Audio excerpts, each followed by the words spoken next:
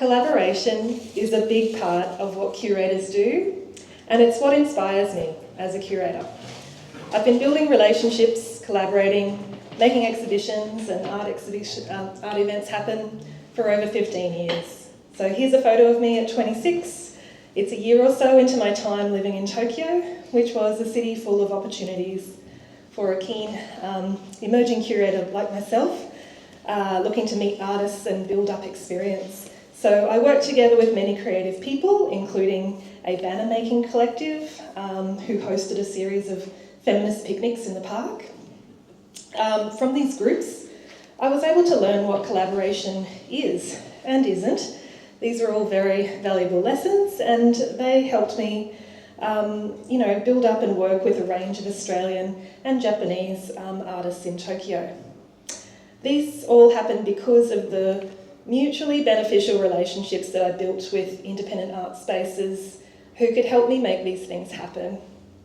Collaboration is a skill that's been built up over many years that has helped me in many different locations, so including projects when I came back to Australia, in regional Queensland, like this peer critique in Mackay, and now in regional Victoria.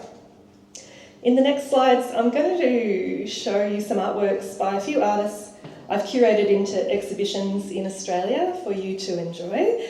These exhibitions would not have happened without my collaborators in independent art spaces in Australia and the artists themselves, of course. These people connected with my chosen topic, which was surrounding the 2011 Great East Japan earthquake and tsunami. And they saw the value in working together with me to make the projects happen. The 2011 earthquake, it was a social shock and a political awakening for many people in Japan who realised that the social safety net wasn't as safe as assumed, although I would say that perhaps those living regionally were probably more aware of that than those in the cities. For contemporary artists, relying on peers and community became even more imperative than ever, not only as a theme in their artworks, but also as a practice. These artworks I'm showing on screen only exist because of the assistance and the input of communities. So be they school children or tsunami survivors, members of the queer community, or elders who remember the war. Collectivism is essential to telling the story of post-war Japanese art. So working in groups, and these modern and contemporary artists, they shared ideas, they shared resources, they organised exhibitions to forward their practices together. With the economic highs of the 80s and the lows of the 90s, these collective methods of practice weren't as prominent anymore. But this also allowed for more so-called outsiders to find their voices as artists. So that includes women, multicultural artists, and those experiencing social isolation. Today I see a rise in the collectivism against that, collectivism again, and that includes more diverse models of collaboration and collective models, and it's also a wider variety of identities and demographics not seen before. For me personally, the 3 exhibitions I produced in Australia were passion projects that would not have happened without the knowledge and resource sharing that happens as a result of networks, conversations, and friendships that help you find those who align with your own values and goals. Many of these relationships continue today because it doesn't just stop with one interaction or project, and who knows what will happen in the future. This year I had the chance to do a 4-week curator residency back in Tokyo, and my research was focused on artist collectives and collaboration.